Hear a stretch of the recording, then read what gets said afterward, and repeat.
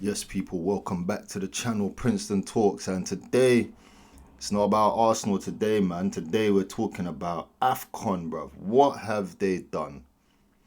What have CAF done? So, I'm sure everyone's seen the news. Senegal have been stripped of the Afcon title and it's been awarded to Morocco due to obviously the incidents that happened on the pitch when the Senegalese players walked off.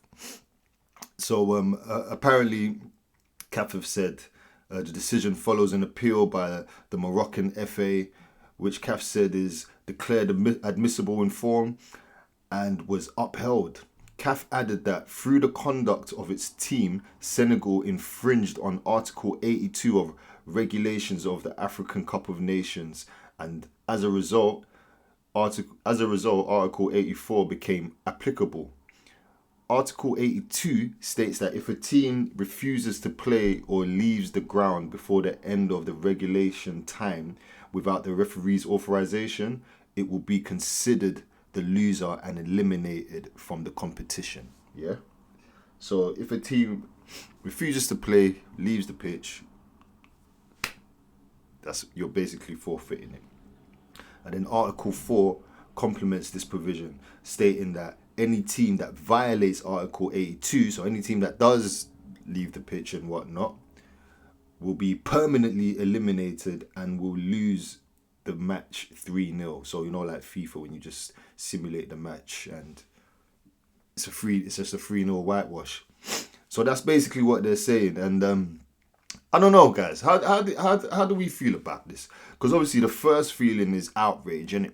The first feeling is like, how dare they? Me personally, as an African myself, I was so happy to see Senegal win the Afcon. It just means more to me when a black African team actually wins Afcon. Do you know what I mean? So it was a big moment for me. I was really happy. I won't lie. When the incident happened, I did look at my missus and I said, how are they getting away with this? Like, how is this allowed? How are they able to just, because don't get me wrong, I understand, corruption and everything. We all saw the decisions. We all saw it. It was mental. But at the end of the day, this is still a match. And the referee's decisions stand. It doesn't, it really don't matter, bro. A lot of teams have been hard done by, and that's just that. You have to deal with it often. As professional sportsmen, you play the game. You play the game. So I was wary. I've been wary, thinking, right, they're gonna really be no fallout from that. They just walked off the pitch, came back on, and then won the trophy. And that's cool. Is it setting precedent for others? I didn't know, isn't it? And obviously, I feel Senegal had a valid reason because of the corruption that, in my eyes, was obvious to see. But what's to stop someone else doing it when they feel they've been done wrong? Because where I feel, and I saw the corruption, but some people might not feel like that. Not everyone feels like that. It's not proven. It's not a fact. So then now we're dealing with opinions. Someone's like, nah, this ain't right, and then that team walks up. Like, what? Do you know what I mean? Where does it stop? So I understand having to enforce the rule. I think more my disappointment, first of all, CAF, just the tournament in itself, some of the decisions, and I've got family members that have worked in CAF, close with CAF. In Uganda, football, certain football leagues in Uganda and in Africa, and yeah, some of the stories I hear, it's not surprising when I see what I think is corruption playing out throughout the tournament. It's not surprising from the stories I've heard, but my main disappointment is with CAF, but it's also with Morocco. How do you appeal? How do you appeal that? That doesn't, you lost. You lost. How do you appeal?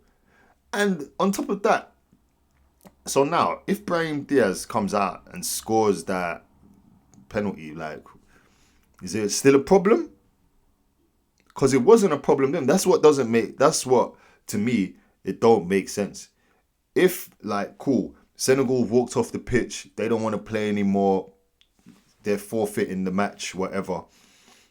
I think Morocco should have. They shouldn't have. Why would they have continued to play if it was like you can't have your cake and eat it too. I can't be like, oh yeah, cool, I'm gonna continue to play, but if I lose, I'll appeal. Do you know what I mean? Where do you stand? They walked off. We don't agree with it. We're appealing. We want to be awarded the win. Or okay, it's all right, Mane, you man, come back on. Let's restart the game and play again, bro. That doesn't make no sense. So in my mind, I'm seeing you lot agreed to continue playing the game. Because at that point, I'm pretty sure that the Moroccan manager, staff, or whatever could have said that, yo, these lot have walked off the pitch. We're done. That's it. They've walked off. There's nothing to discuss. But they agreed to continue playing the game, which in my eyes just makes me feel like there's 100% more, there's 100% corruption in there. Even the Diaz penalty is everything just, it's mental, isn't it? But yeah, you've continued to play you're happy to continue playing the game, but now you've lost. No, you're not. You wasn't happy. You're not happy that happened.